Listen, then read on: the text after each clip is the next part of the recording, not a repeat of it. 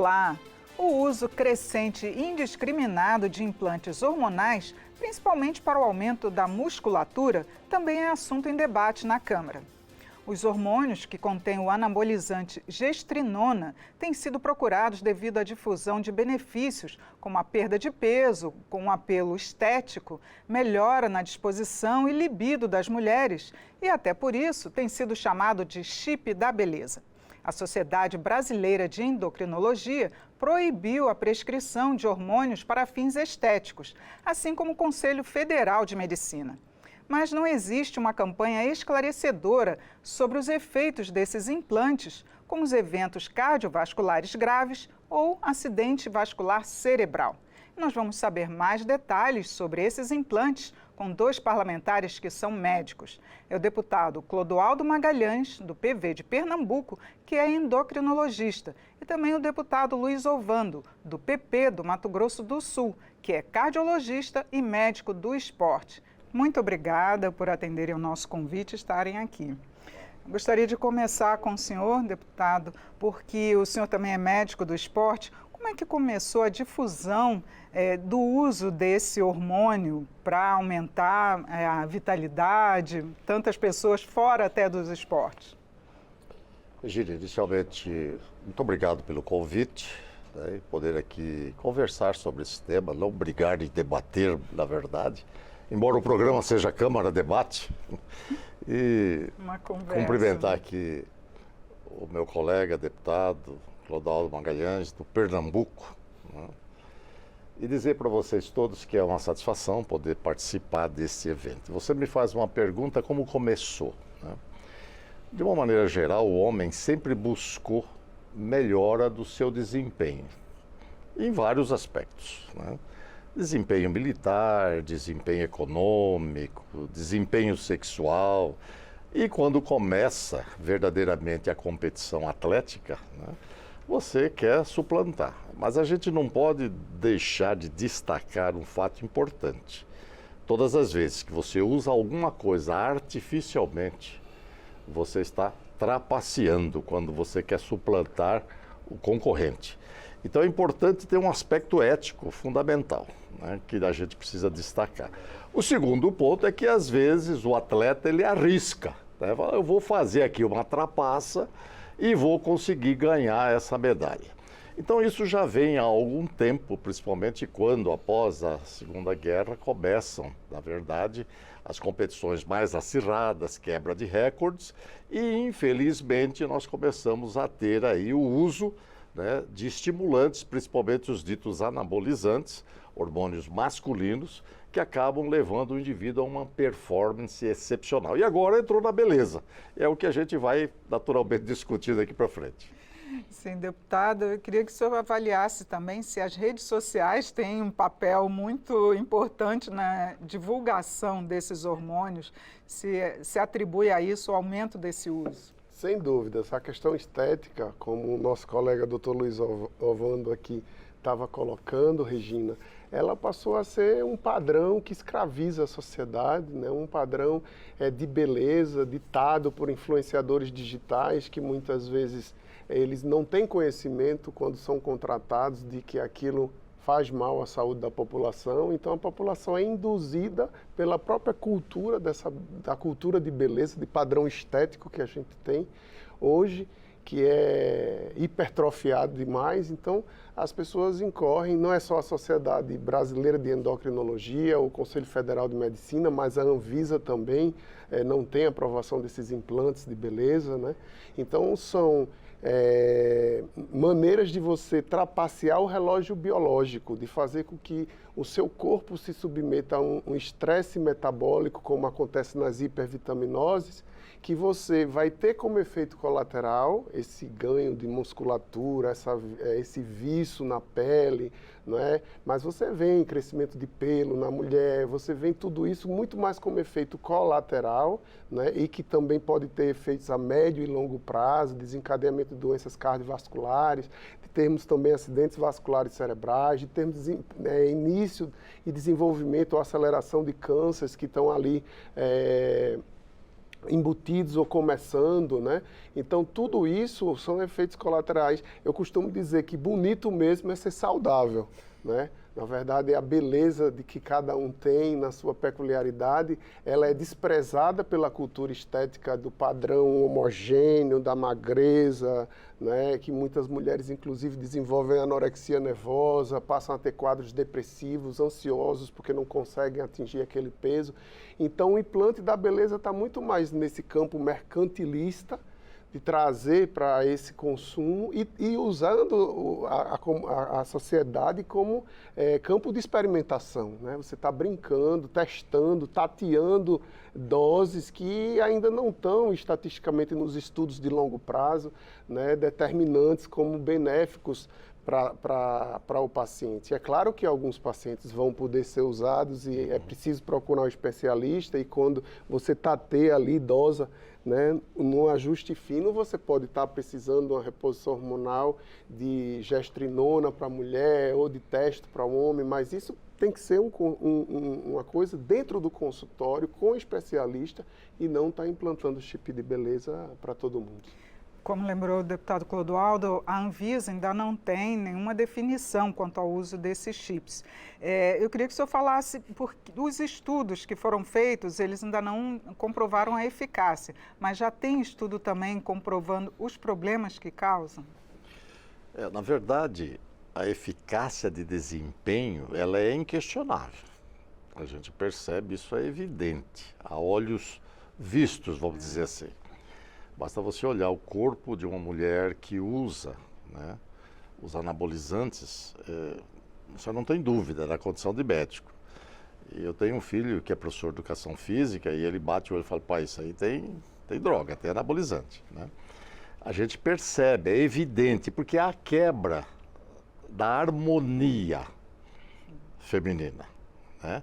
E o homem é o exagero, a gente percebe.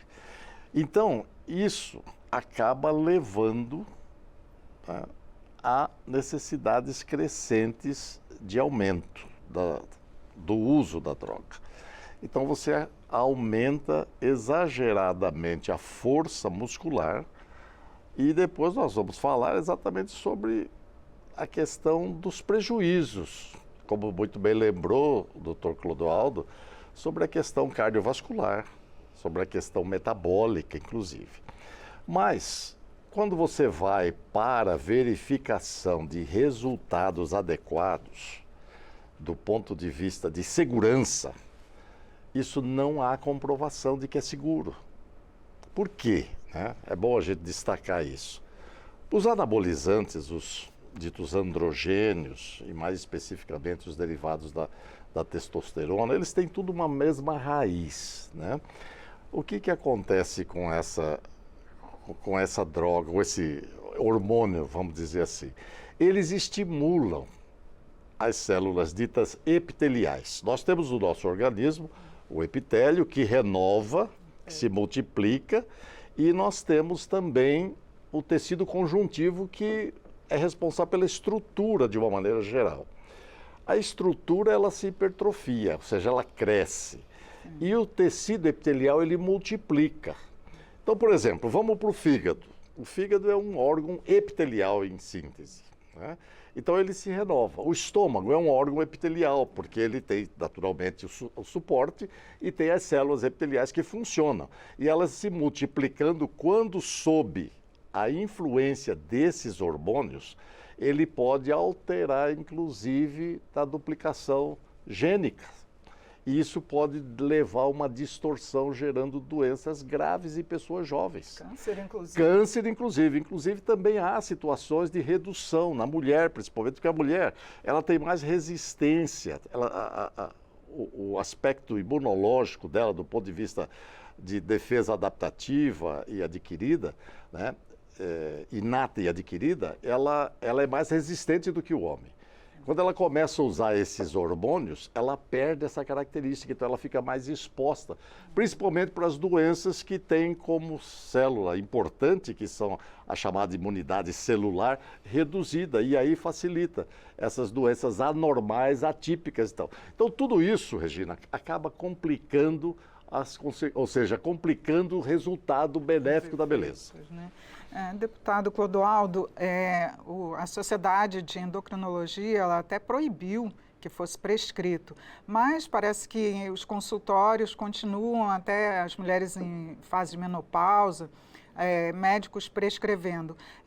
Tem algum tipo de punição ou então até mesmo uma campanha para esclarecimento sobre esses resultados? Sim, nós temos tantos conselhos regionais de medicina como a sociedade, não só brasileira, como algumas nos estados, eles vêm tentando não só esclarecer, como também abrir processos com denúncias que são feitas, né? Porque muitos pacientes terminam tendo problemas, né? Desses efeitos colaterais que aqui o Dr. Luiz citou, eles acontecem, né? Você tem um ciclo positivo esteticamente falando, do desempenho, e na sequência vem esses efeitos colaterais, né, os efeitos rebotes. Então, todos esses, muitas vezes, são denúncias que vêm dos próprios pacientes. Então, os conselhos regionais de medicina vêm apurando caso a caso. Claro que existe um espaço para a defesa do profissional, mas as denúncias são muito graves. Então, é por isso que a Sociedade Brasileira de Endocrinologia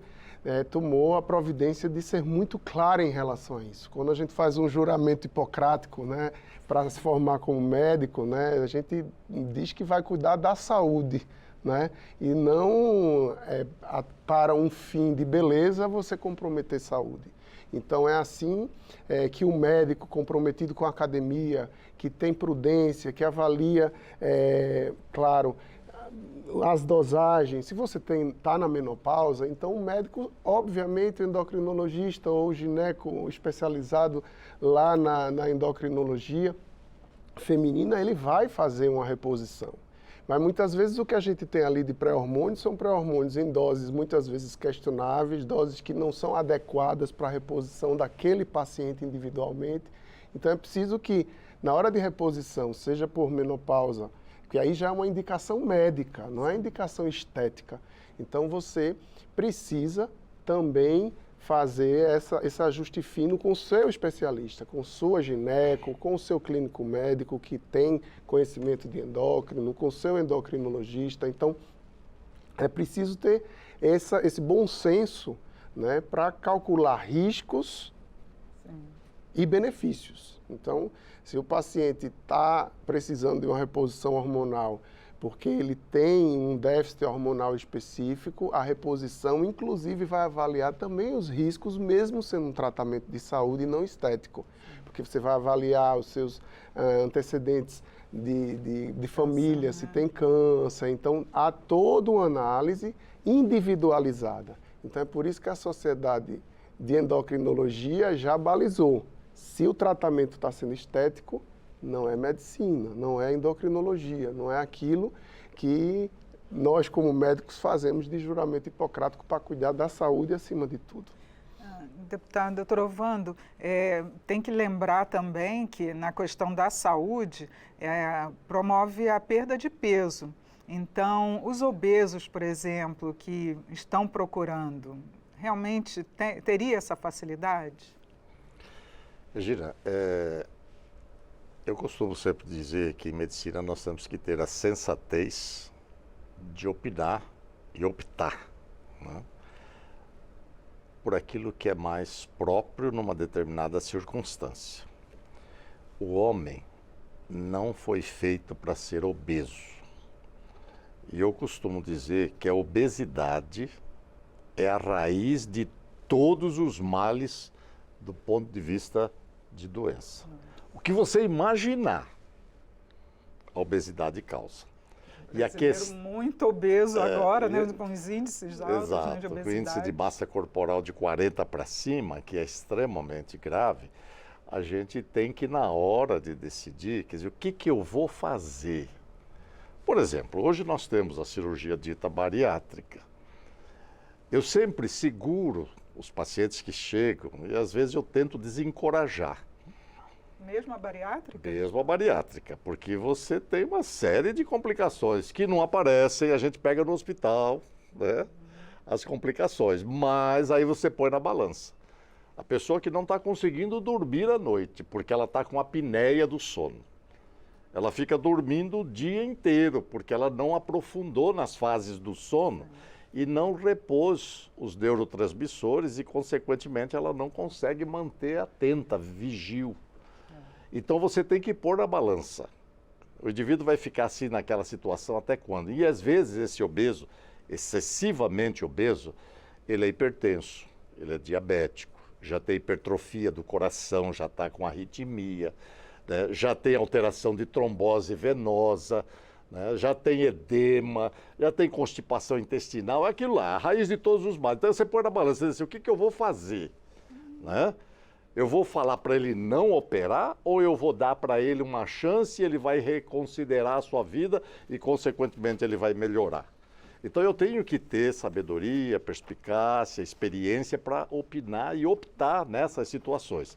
E aí, quando você pode, de alguma forma, usar esses hormônios, fazendo com que o paciente possa ter benefício, mas aí você tem que ter um compromisso, ele tem que passar por uma avaliação psicológica, emocional, com o psicólogo, com a equipe, para ver o seu perfil, porque às vezes não tem jeito, não adianta você dar o remédio para ele quando o processo é outro, ele está numa outra fase, às vezes de rebeldia, de inadaptação, de pusilanimidade, ou seja, ele é pusilânime, ele não tem vontade. Por isso ele está obeso, porque ele cede a qualquer apelo. Então, nessas situações, nós temos que realmente colocar. E aí você pode perfeitamente, como disse o colega Clodoaldo, dizer, olha, o médico vai prescrever e você vai seguir, mas ele precisa estar atento às repercussões, aos efeitos colaterais, que o médico vai orientar adequadamente quando surgir aí o que fazer e também acompanhá-lo em termos de sucesso daquela estratégia terapêutica. Com certeza. Deputado Clodoaldo, aqui na Câmara já houve um debate sobre a questão do uso desse chip e eu queria saber se caberia alguma proposta, algum projeto de lei para definir esse uso, até para a Anvisa também definir o que pode e o que não pode. É uma multiplicidade, várias propostas podem ser encaminhadas pelo Congresso Nacional no sentido de provocar a Anvisa para que eles disciplinem exatamente cada um dos tipos, né, dos implantes hormonais, são como palitos de fósforos, assim, nesse tamanho e formato, alguns. Então, há vários tipos, né? Então, é preciso que a Anvisa analise caso a caso, indicação, traga um protocolo, a Câmara pode provocar para acelerar esse processo, né, de análise. Nós podemos também provocar para acelerar também uma campanha de conscientização sobre o uso indevido, né, desses implantes hormonais. Isso é algo muito importante para a sociedade, para combater também os influenciadores digitais, buscar punição para aqueles que estão fazendo, né, de maneira irresponsável propaganda de implantes hormonais, de maneira a induzir a nossa sociedade a usar esse tipo de implante indevidamente ou sem ser orientado por um médico, sem estar dentro de um critério médico. Né? Então, tudo isso tem um componente muito ligado à saúde mental. Né? Quando a gente fala em saúde mental global, temos uma frente de saúde mental hoje na Câmara, eu sou coordenador de saúde especializado dessa frente, exatamente para também pontuar, existem casos que a gente está citando aqui, como o doutor Luiz Ovando falou, da obesidade, né? Que quantas causas-mortes, o percentual de causa-morte, se formos levar em consideração hipertensão arterial sistêmica, diabetes, obesidade, todas as doenças relacionadas a essa desmetabolia, a gente vai aí atingir boa parte das causas-mortes no Brasil. Então, isso precisa ser encarado como um problema de saúde mental também, muitas vezes. Né? Hoje as drogas para combate à obesidade, elas estão muito ligadas à neuropsiquiatria, e precisa ser também, por isso que tem esse acompanhamento que o doutor Luiz falava, de ter ali um apoio psicoterapêutico, de ter uma análise, às vezes, do psiquiatra, ou endocrinologia também ter essa visão de psiquiatria, porque tudo isso está envolvido e nós precisamos entrar em várias frentes para poder a sociedade como um todo entender a importância de consultar o seu profissional. não só o médico, o endócrino, mas o profissional de atividade física, que muitas vezes é fundamental, a promoção de saúde, de estar fazendo atividade física. Então, é uma cadeia complexa de bem-estar e de saúde, que precisa combater e se sobrepor à cultura da estética, pela estética, ou seja, você quer ter a estética fácil, sem nenhum esforço, né? Sem fazer exercício físico, sem se alimentar de maneira sadia. Então tem a gente está também aqui tentando implantar a frente de alimentação saudável, estamos colhendo assinatura para poder abrir a frente de saúde, de alimentação saudável, porque isso é um conjunto de coisas que o Congresso Nacional precisa contribuir com a sociedade. Regina, antes de você fazer outra pergunta, eu só queria colocar o seguinte. Nosso tempo está até terminando. O que nós precisamos é instruir, Sim, tá? Mostrar às pessoas os prós e contras e deixá-las decidir, claro, que se elas tiverem compreensão para isso. É diferente do jovem, que ainda está sob a tutela dos pais. Tem muitos isso. Eu recebo, às vezes, no consultório, meninos de 14 anos que é uma luta, é uma guerra, mas aí você, com jeito, instrui, mostra, enfim, nós precisamos instruir.